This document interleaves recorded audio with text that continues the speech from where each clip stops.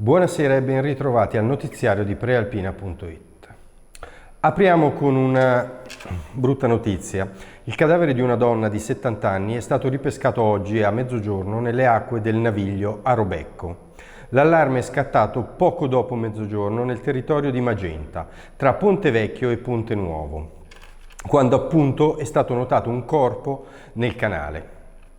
Sul posto sono intervenuti l'elisoccorso di Magenta, i carabinieri di Abbiategrasso e i vigili del fuoco. Il corpo della settantenne è stata rinvenuta verso il paese di Robecco sul Naviglio, ormai senza vita. Sull'accaduto stanno indagando le forze dell'ordine. Potrebbe trattarsi di una caduta accidentale come pure di un gesto volontario.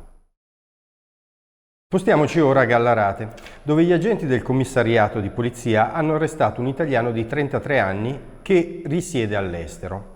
Su di lui pende un'accusa per maltrattamenti in famiglia e vessazioni dell'ex compagna, con la quale ha avuto 2 figlie.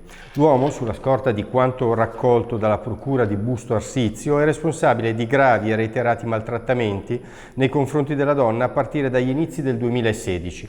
Con minacce a mano armata, violenze fisiche e psicologiche, stillicidio di telefonate e danneggiamento di mobili e suppellettili della donna stessa.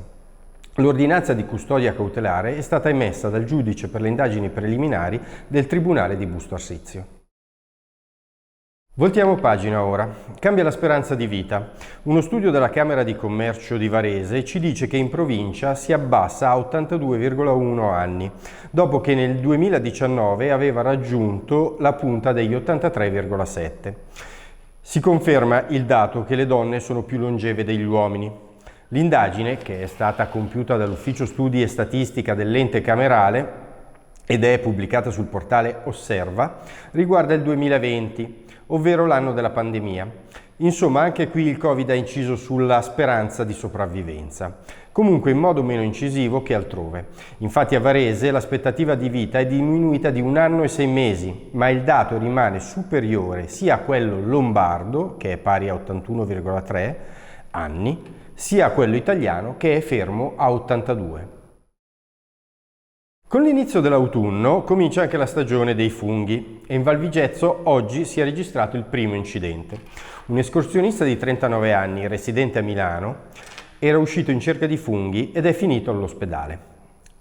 Era arrivato in Val Vigezzo con il suocero e avevano iniziato i due a risalire il pendio della Costa Fracchia, dal centro del fondo di Santa Maria Maggiore. A un certo punto però si sono divisi. Il 39enne è scivolato in una zona impervia, procurandosi un trauma cranico e una ferita alla caviglia. È stato quindi necessario l'intervento del soccorso alpino, dal quale parte il solito appello alla prudenza rivolto a tutti quanti in questo periodo andranno in cerca di funghi in montagna. Infine lo sport. È stata una delle giocatrici più vincenti nel volley italiano. Ora Francesca Piccinini si siede dietro una scrivania con il ruolo di vicepresidente della UIBA. Sentiamola nel servizio di Samantha Pini, immagini di Walter Todaro dell'agenzia Publifoto.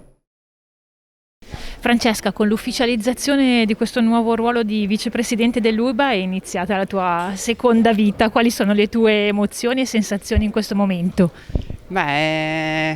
Emozionata tantissimo e come la prima volta, quindi mi metto in gioco di nuovo, ho tanto entusiasmo di imparare e di crescere in questo ruolo differente da quello che ho sempre fatto. Chiaramente avrò la possibilità di stare in palestra spesso e quindi in quell'habitat lì mi sentirò molto più a mio agio, avrò la possibilità comunque, come ho sempre fatto, di comunicare con le giovani, di trasmettere il mio entusiasmo, la mia passione per questo sport e quindi sono molto contenta ed emozionata per questa nuova avventura.